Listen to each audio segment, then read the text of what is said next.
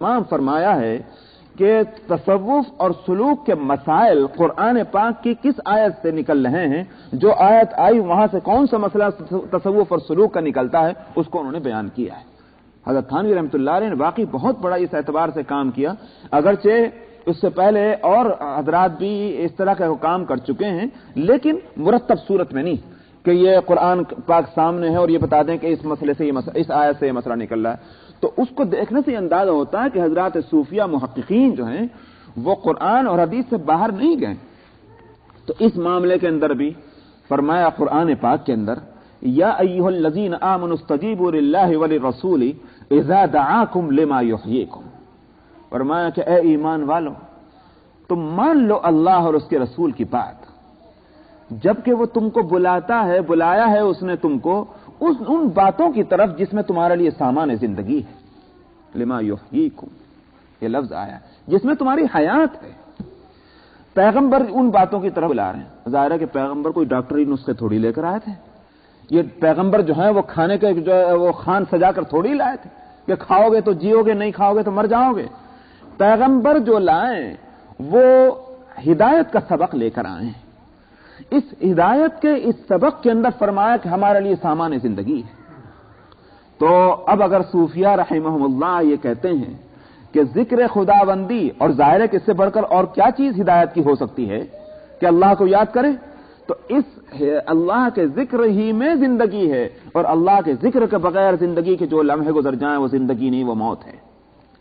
تو اس کو میں عرض کر رہا تھا کہ ہماری زندگی کو اگر دیکھیے تو واقعہ یہ ہے کہ اس سانس کو ہی آدمی کاؤنٹ نہیں کر پاتا، جبکہ آنا الگ ایک نعمت اور جانا الگ نعمتیں ہیں، اور پھر اس طرح سے ہمارے اس سانس کے تعلق سے کتنی نعمتیں اور اس میں کار فرما ہیں۔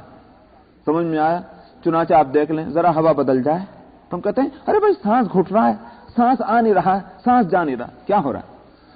یہ اندر کی مشینری تو موجود ہے، لیکن باہر کی فضا میں جیسی تبدیلی آئی تو آپ دیکھتے ہیں کہ سانس کے لینے اور نکالنے کے اندر کتنا بڑا فرق پڑ جاتا ہے۔ تو میں سانس کے لینے اور گویا نکالنے میں یہ اندر کے پھیپھڑوں ہی کو دخل نہیں، بلکہ باہر کی پوری فضا کا بھی اس میں گویا دخل ہے۔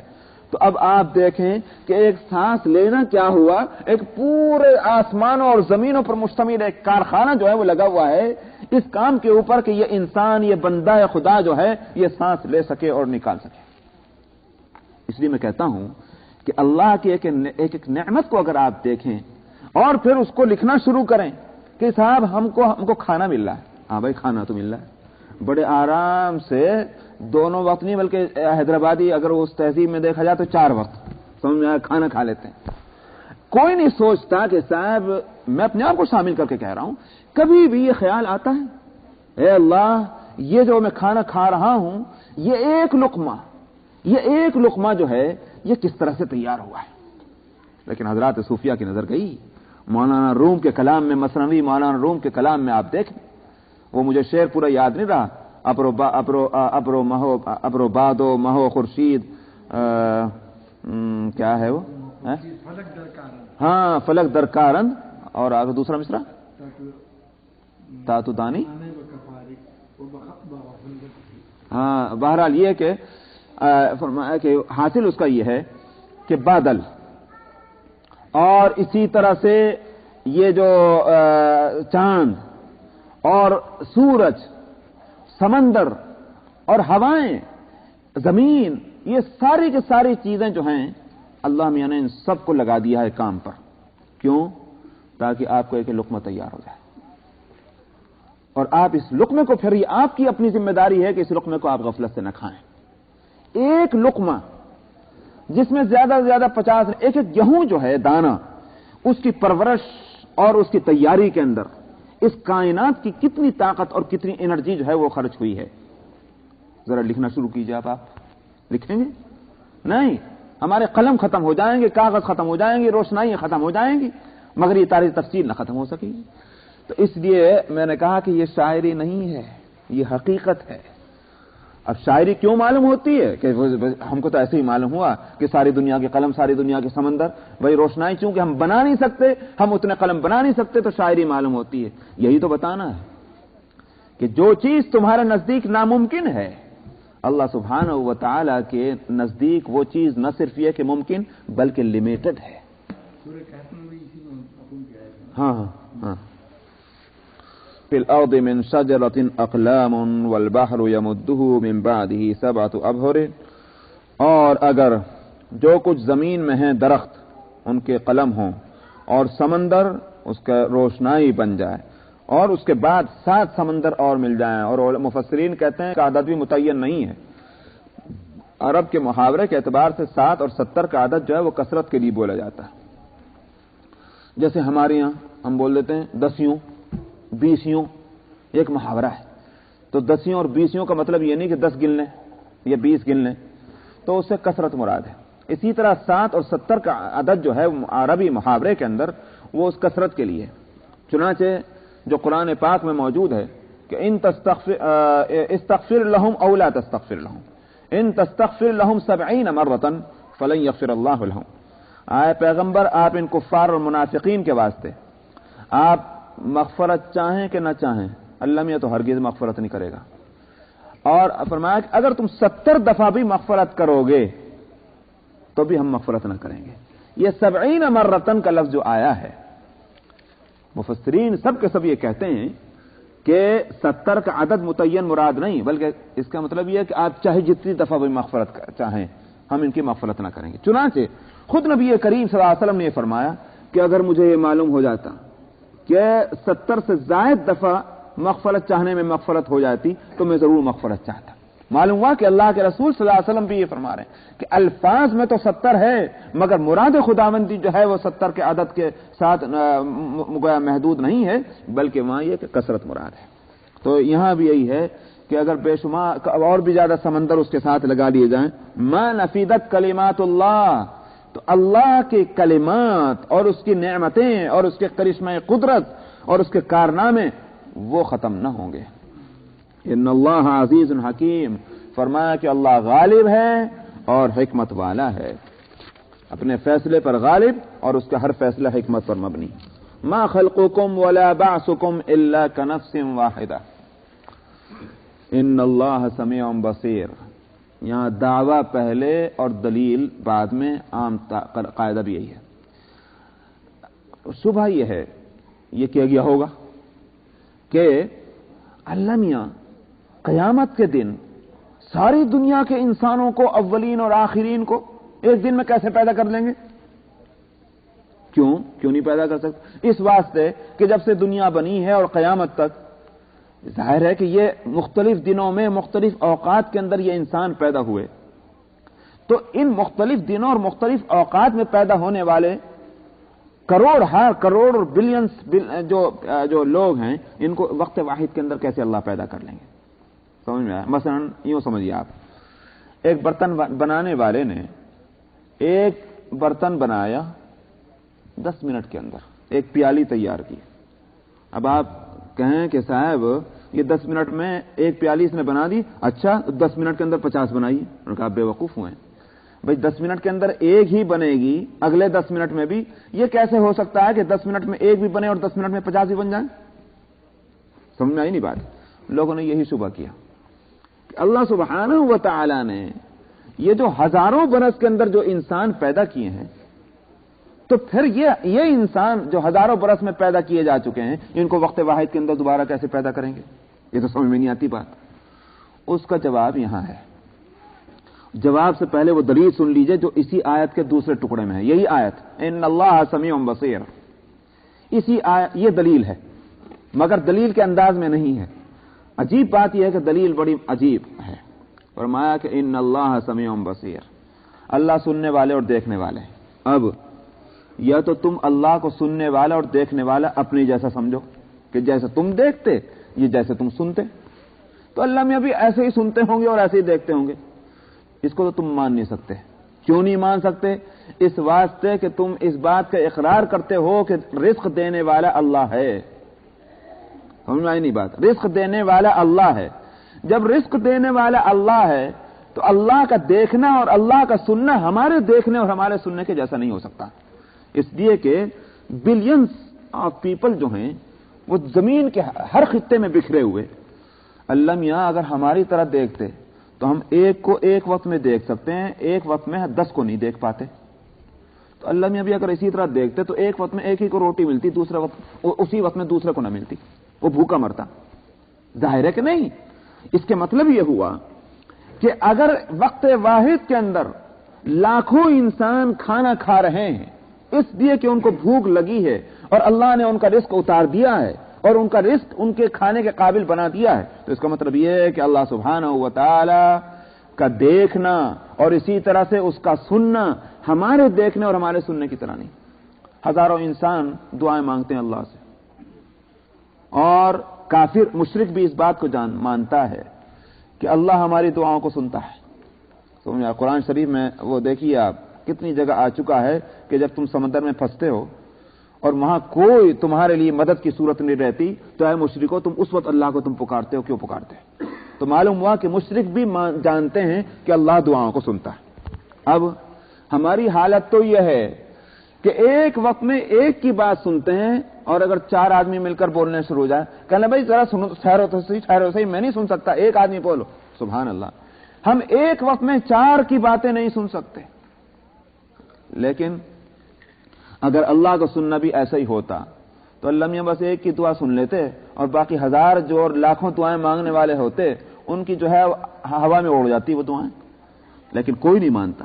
ہر دعا مانگنے والا اپنی جگہ یہ یقین کیے ہوئے ہے اور اس یقین میں صادق ہو سکتا ہے کہ اللہ میری دعا کو سن رہا ہے.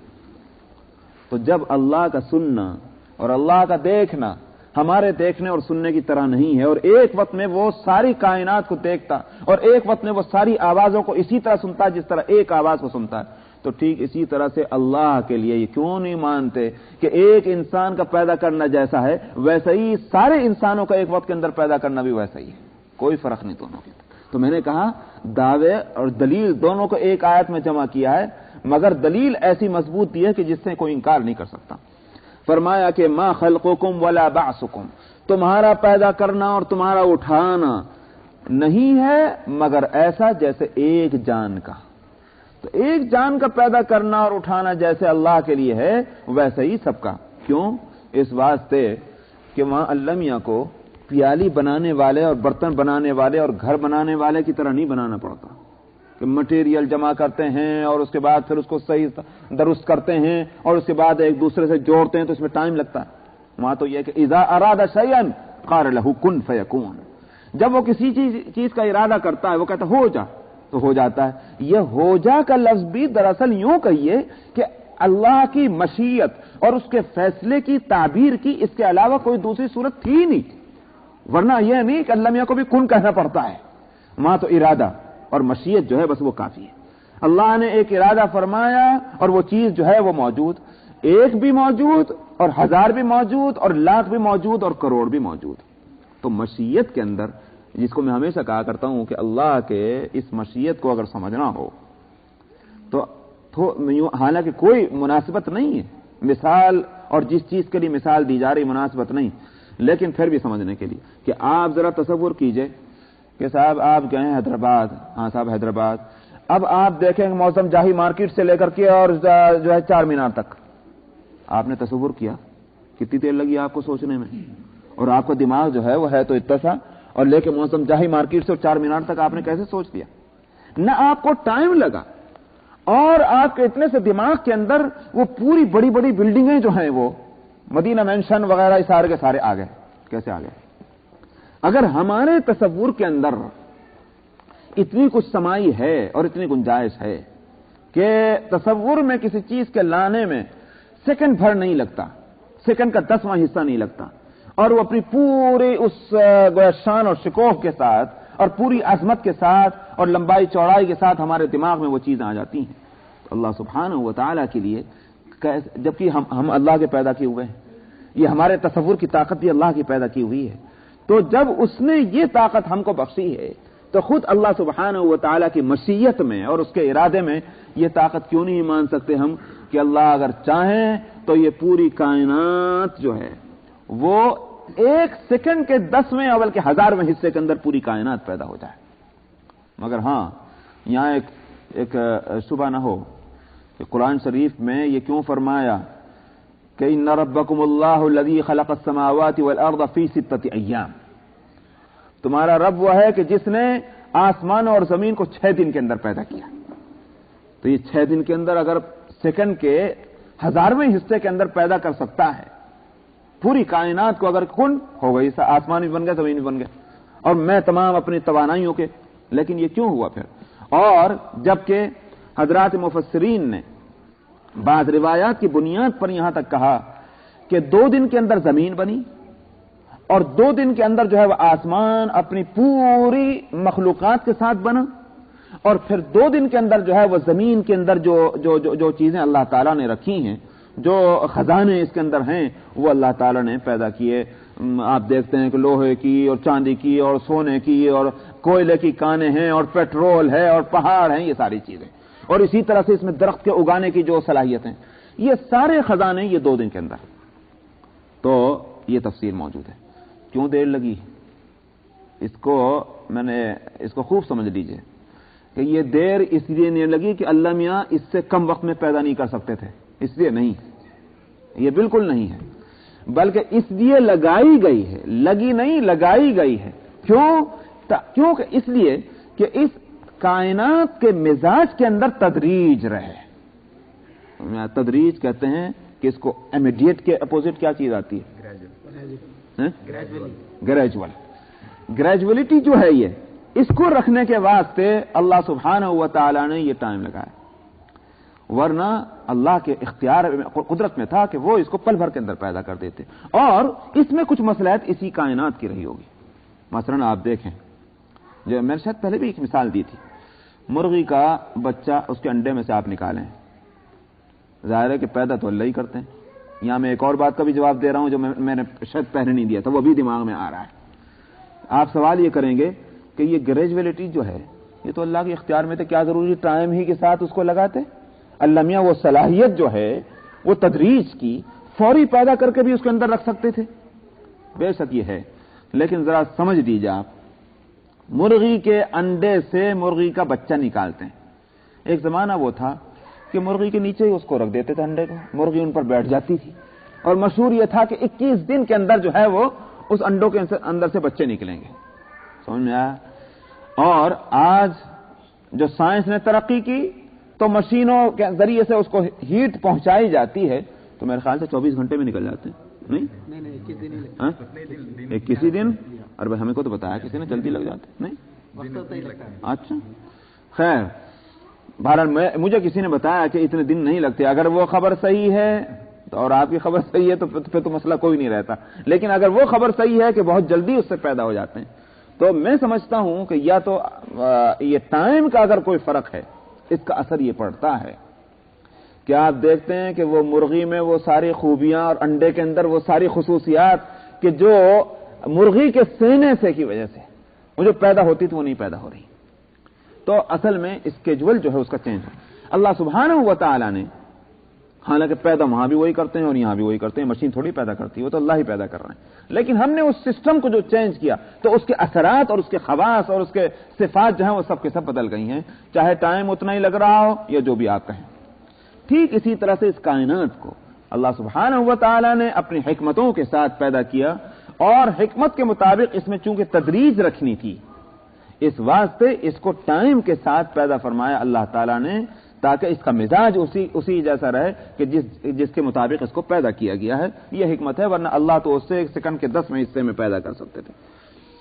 تو فرمایا کہ ما خلقکم ولا بعثکم الا کنفس واحدہ، نہیں ہے تمہارا پیدا ہونا اور نہ تمہارا اٹھنا مگر ایسا جیسے ایک جان کا، یعنی ایک جان کا پیدا ہونا اور اٹھنا. ان اللہ سمیع بصیر، اللہ سننے والے ہیں، دیکھنے والے ہیں. الم تر ان اللہ یولج اللیل فی النہار ویولج النہار فی اللیل.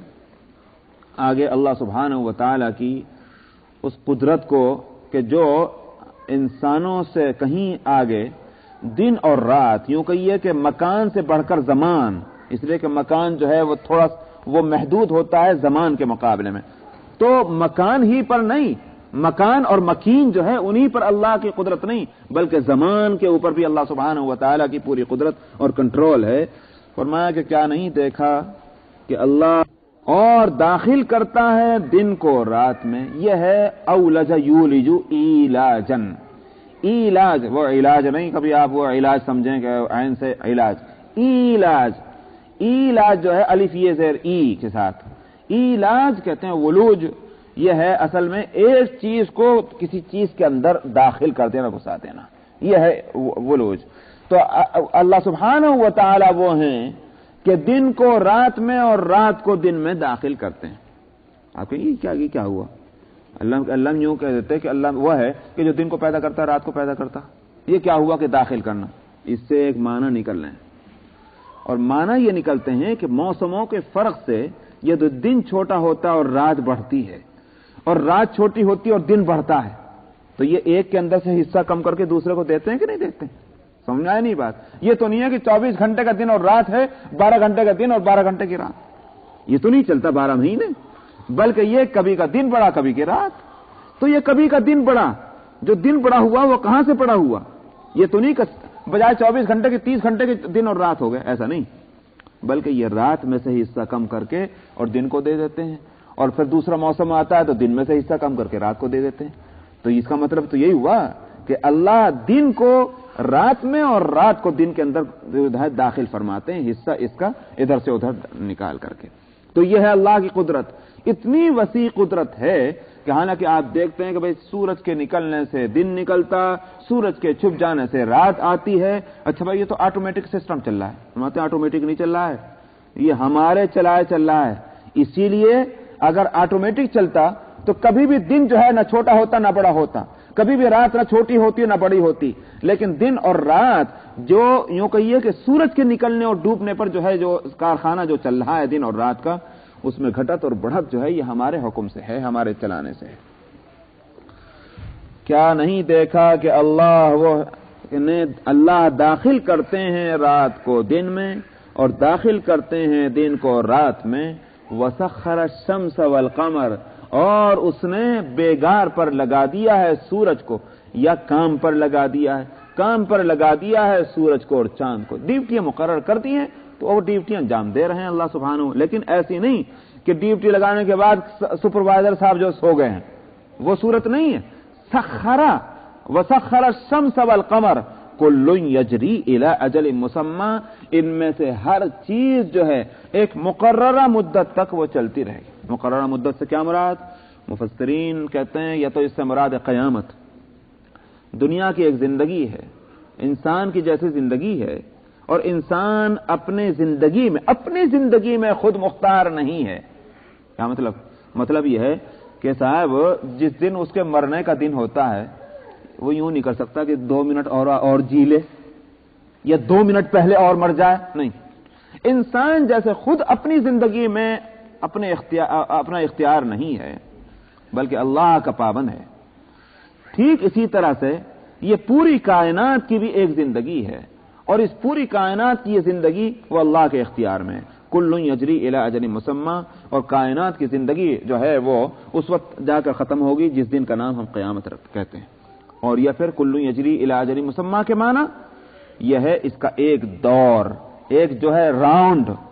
آپ دیکھتے ہیں چاند 1 مہینے کے اندر جو ہے وہ اپنا راؤنڈ پورا کرتا ہے.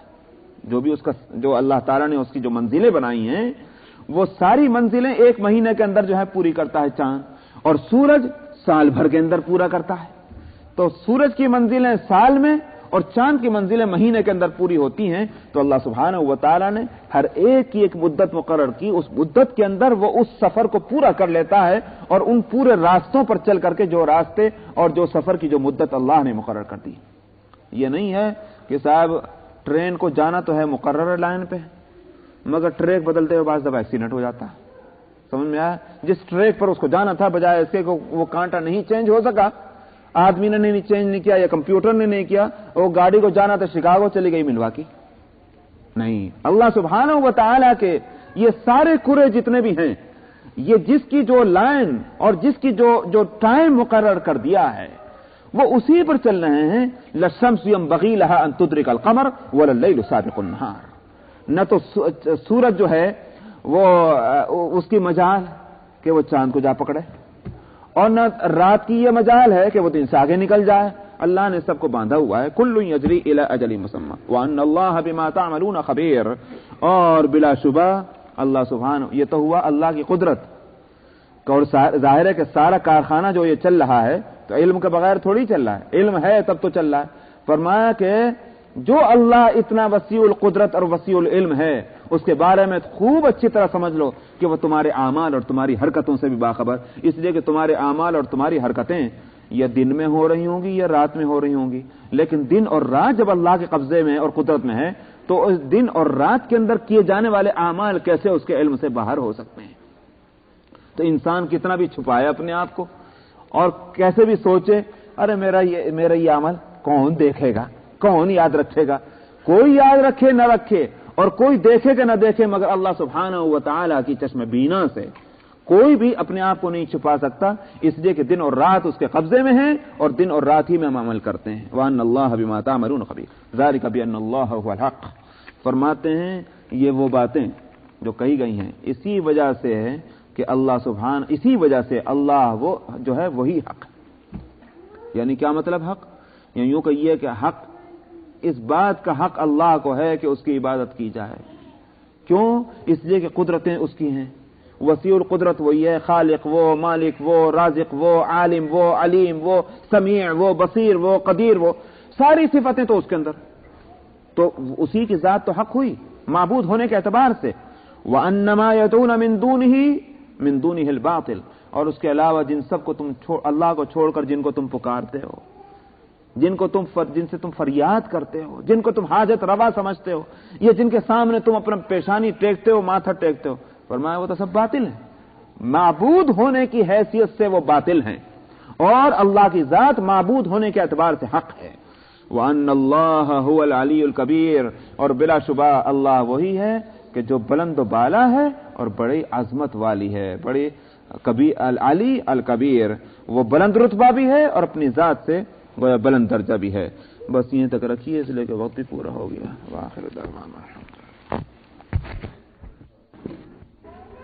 آیت نمبر 31. اعوذ باللہ من الشیطان الرجیم. بسم اللہ الرحمن الرحیم. أَلَمْ تَرَ أَنَّ الْفُلْكَ تَجْرِي فِي الْبَحْرِ بِنِعْمَةِ اللَّهِ لِيُرِيَكُم مِّنْ آيَاتِهِ إِنَّ فِي ذَلِكَ لَآيَاتٍ لِكُلِّ صَبَّارٍ شَكُورٍ. وَإِذَا غَشِيَهُم مَّوْجٌ كَالظُّلَلِ دَعَوُا اللَّهَ مُخْلِصِينَ لَهُ الدِّينَ فَلَمَّا نَجَّاهُمْ إِلَى الْبَرِّ فَمِنْهُم مُّقْتَصِدٌ وَمَا يَجْحَدُ بِآيَاتِنَا إِلَّا كُلُّ خَتَّارٍ كَفُورٍ. يَا أَيُّهَا النَّاسُ اتَّقُوا رَبَّكُمْ وَاخْشَوْا يَوْمًا لَا يَجْزِي وَالِدٌ عَن وَلَدِهِ وَلَا مَوْلُودٌ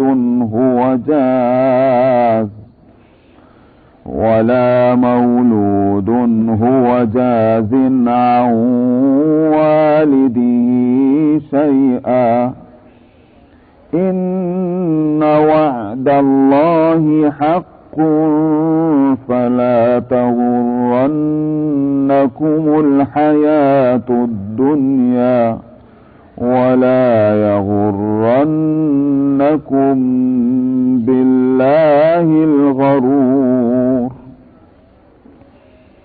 إِنَّ اللَّهَ عِندَهُ عِلْمُ السَّاعَةِ وَيُنَزِّلُ الْغَيْثَ وَيَعْلَمُ مَا فِي الْأَرْحَامِ وَمَا تَدْرِي نَفْسٌ مَاذَا تَكْسِبُ غَدًا وما تدري نفس بأي أرض تموت إن الله عليم خبير صدق الله العظيم.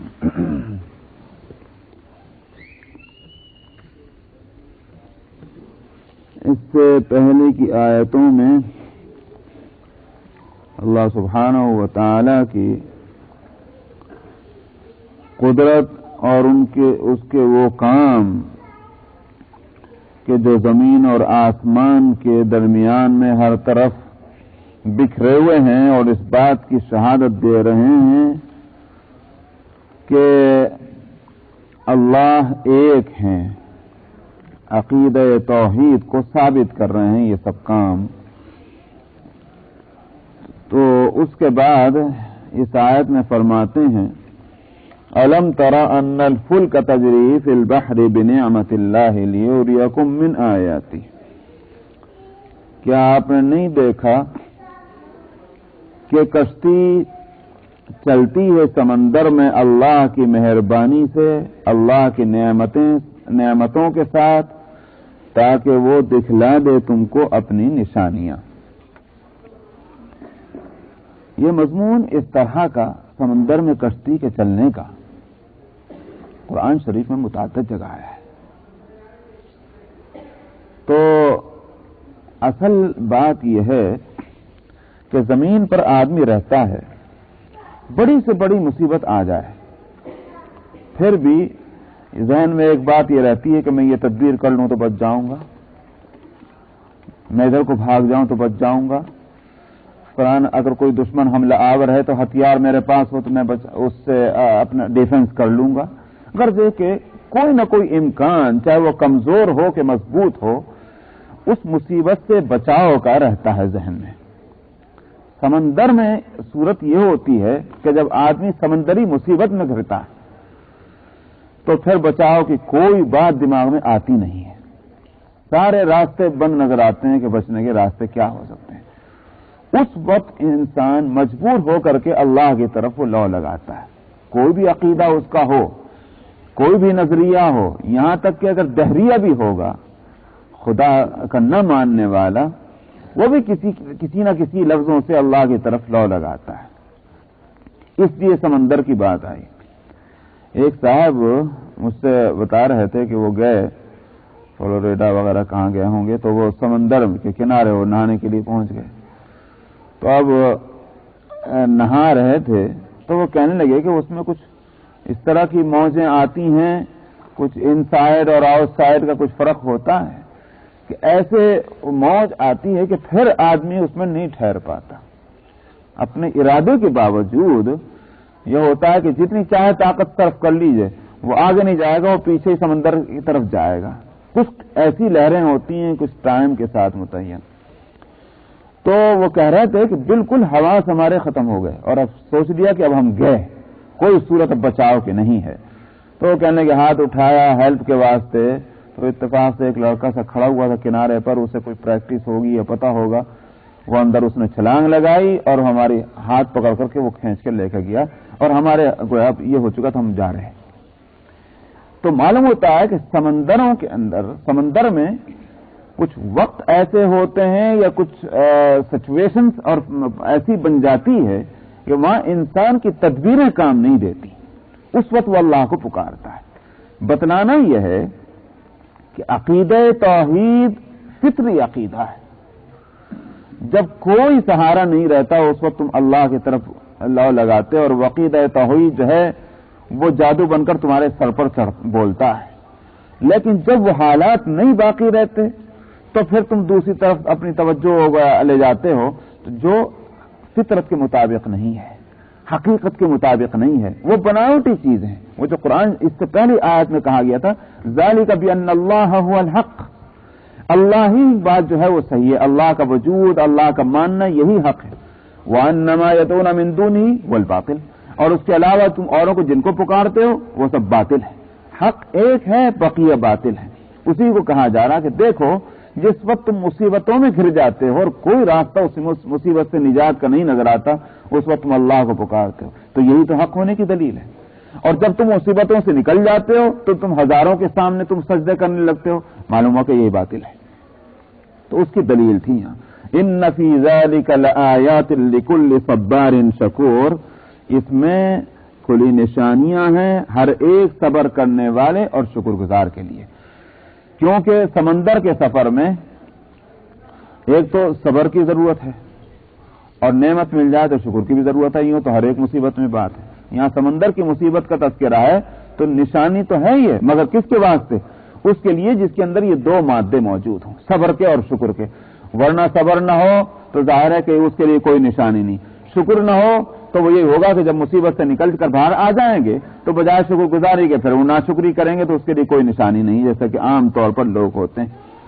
وَإِذَا غَشِيَهُم مَّوْجٌ كَالظُّلَلِ دَعَوُا اللَّهَ مُخْلِصِينَ لَهُ الدِّينَ. سورت سمندر کے سفر میں کیا ہوتی ہے کہ جب ان کو ڈھانپ لیتی ہے موج, غشیہ کا لفظ لائے تو یہ گھیرنا اور چیز ہے اور ڈھانپنا اور چیز ہے. واقعتاً سمندر کی بعض دفعہ موجیں اور جب ویدر وہاں کا خراب ہوتا ہے, موسم خراب ہوتا ہے, تو موجیں اس طرح سے اٹھتی ہیں کہ یہ بڑے بڑے جہاز, ایک کنارے سے موج اٹھی اور دوسرے کنارے میں جا کے گری. بالکل یہ عالم ہوتا ہے اس کے سمندر کی جہازوں کی اونچائی سے اوپر کہیں چلی جاتی ہیں موجیں, وہ ڈھانپتی ہے. ادھر سے اٹھی ہوئی موج اور جہاز کے دوسرے کنارے تک غشیہ فرماتے ہیں ڈھانپتی ہے موج ان کو. وَإِذَا غَشِيَهُم مَّوْجٌ كَالظُّلَلِ. فرمایا صاحبانوں کی طرح سے صاحبان بن جاتا ہے. جو چیز اس کے نیچے آ گئی تو صاحبان تو وہی سایہ فگن ہو جانا. تو موجیں جو ہیں سمندر کی جب اس طرح سے ہو جائیں, دعوا اللہ مخلصین لہ الدین, تو اس وقت وہ اللہ کو پکارتے ہیں بڑی یکسوئی کے ساتھ, مخلص, پھر کسی اور کی طرف نہیں کہ کچھ دل ادھر بھی اور ادھر بھی, یہ نہیں, بس صرف یکسوئی کے ساتھ پوری لگن کے ساتھ وہ اللہ کو پکارتے ہیں. لہ الدین, سارے دھرم, سارے مذہب, سارے فلسفے سب نیست و نابود, سب کافور ہو جاتے ہیں. بس ایک ہی دین رہ جاتا ہے اور وہ دین ہے اللہ کا, جس کی بنیاد ہے عقیدہ توحید پر. مخلصین لہ الدین وَلَمَّا نَجَّاهُمْ إِلَى الْبَرِّ فَمِنْهُمْ مُقْتَصِدٌ. اس کے بعد دو طرح کے لوگ ہیں. سمندر سے مصیبت سے نجات مل گئی, کچھ تو وہ ہیں کہ دماغ میں بات رہ گئی, بھائی ہم بڑی مصیبت سے نکلے تھے, اس مصیبت سے نکلنے کا احساس باقی رہتا ہے. اس قوت کے ساتھ تو نہیں, اس زور اور فورس کے ساتھ تو نہیں کہ جو سمندر کے اندر اس مصیبت کے عالم میں تھا, لیکن باہر کچھ نہ کچھ اس کا اثر باقی رہتا ہے. وہ حرارت جو ہے ایمان کی, جو ایمان وہاں پیدا ہوا تھا, زور زبردستی کا, اپنی رضامندی سے تو نہیں ہوا تھا, مگر زبردستی اللہ میاں نے منوایا تھا وہاں, تو وہ اس پوری قوت کے ساتھ تو باقی نہیں, مگر کچھ نہ کچھ اس کا اثر باقی ہے. ایک تو اس طرح کے لوگ ہوتے ہیں, ان کو تو فرمایا فمنہم مقتصد, کہ جو درمیانی چال چلنے والے ہوتے ہیں. مقتصد ان کو کہتے ہیں, اقتصاد کہتے ہیں درمیانی راہ کو, جس میں افراط نہ ہو اور تفریط نہ ہو, اس کو اقتصاد کہتے ہیں. اور دوسرے قسم کے لوگ کون ہوتے ہیں؟ وہ ہوتے ہیں کہ مصیبت ٹلی تو وہ خیال اور فکر بھی وہ ٹل گیا اور پھر اپنی اسی شیطنت پر اور سرکشی پر آ گئے. دو طرح کے لوگ ہیں, دونوں کا یہاں تذکرہ ہے. جیسا اکرمہ ابن ابو جہل کے بارے میں ہے کہ جب فتح مکہ ہوئی تو اکرمہ ابھی تک مسلمان نہیں تھے اور ابو جہل کے بیٹے, تو نتیجہ یہ ہوا کہ فتح مکہ ہوئی تو اس کے بعد انہوں نے یہ ارادہ نہیں کیا تھا کہ میں اسلام قبول کر لوں, یا یوں کہیے کہ وہ سہمے ہوئے ہوں گے کہ میرے باپ کے جو کارنامے ہیں اور اس کے بعد میری بخشش اور میری جان چھوٹنے کی کیا صورت ہو سکتی ہے, کوئی سوال نہیں. اس یوں کہیے کہ اس کیفیت سے مغلوب ہو کر کے وہ بھاگے تو کہاں جائے. مکے فتح ہونے کا مطلب جزیرت العرب جو ہے اس پر اسلام کا جھنڈا لہرانا یہ آنکھوں سے نظر آ رہا تھا, سمندر کی راہ دی. تو بعض مفسرین کہتے ہیں کہ وہ سمندر میں ان کی کشتی جو ہے وہ آ گئی اس موجوں کی زد میں, تو اللہ کو پکارے, اے اللہ مجھے بچائیے, اللہ بچائیے. بچ گئے اور کنارے لگی کشتی. تو پھر یہ ہوا کہ میں جس مصیبت سے بچ کر سمندر کی راہ لی تھی, اس سے بڑی مصیبت نے مجھے سمندر میں میرا پیچھا کیا ہے. اب کوئی صورت نہیں, مجھے لوٹ کر ادھر ہی جانا چاہیے. تو مکے میں آئے اور کچھ وہاں کے حالات بھی سازگار دیکھے اور اس بات کی امید قائم ہوئی کہ نہیں وہ مظالم جو ہیں وہ سب بھول بھلائیاں میں چلے گئے اور رحمت دو عالم کے دامن میں سب کو پناہ مل رہی ہے، تو اسلام انہوں نے بھی قبول کیا۔ فمنہم مقتصد، تو بعض تو وہ لوگ ہوتے ہیں کہ جن کے لیے لفظ یہ ہے کہ درمیانی راہ، درمیانی راہ جو میں نے کہا یہ اس واسطے قرآن کہہ رہا ہے کہ وہ زور و شور نہیں باقی رہا، لیکن ہاں کچھ نہ کچھ اثر باقی رہتا ہے۔ وما يجحد بآياتنا الا كل ختار كفور، دوسرا طبقہ جو ہے کہ جس پر وہ اثر بالکل باقی نہیں رہا اور اپنی اسی اصل شکل میں آ گئے ہیں سرکشی کے اور کفر کے، ان کے لیے قرآن کیا تعبیر لے رہا ہے؟ وہ یہ کہ اور نہیں انکار کرتا ہے ہماری آیتوں کی یا ہماری نشانیوں کی مگر کل ختار کفور، وہ جو بڑا سرکش اور ناشکرا ہے۔ اس کا مطلب یہ ہے سرکشی کے اس لیے فرما رہے ہیں سرکش ختار کہ بچے دو طرح کے ہوتے ہیں، ایک تو یہ ہے یا یوں کہ یہ تین طرح کے کہ ذرا نالائقی نہیں کرتے، سلامتی ہے طبیعت میں اور ان کی طبیعت وہی بات اختیار کرتی ہے کہ جو صحیح ہے، وہ بچے تو بڑی سلامت طبع والے ہیں۔ دوسرے میں تھوڑا سا کچھ ٹیڑھپن ہوتا ہے تو ان کے لیے اتنی بات کافی ہے کہ ماں باپ نے ڈانٹ دیا اور وہ اس غلط بات سے رک گئے۔ تیسرے وہ ہوتے ہیں کہ جن کو کچھ سزا بھی دینی پڑتی ہے، یہ تو تین قسم ہو گئی۔ چوتھی وہ ہوئی کہ جن کے اوپر سزائیں جو ہیں وہ بھی اثر انداز نہیں ہو رہی ہیں، آپ ان کو کیا کہیں گے؟ آپ ان کو یہ کہیں گے بڑے سرکش ہیں۔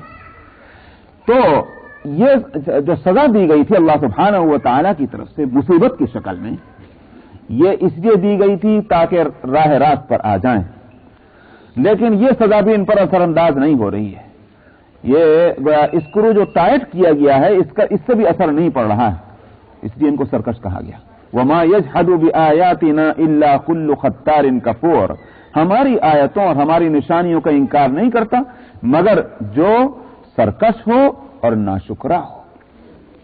اس لیے ناشکرے کا لفظ اس لیے کہ مصیبت سے چھٹکارا ملا، خلاصی ملی، یہ تو اللہ کی مہربانی، اس کی تو کم سے کم شکر گزاری ہونی چاہیے۔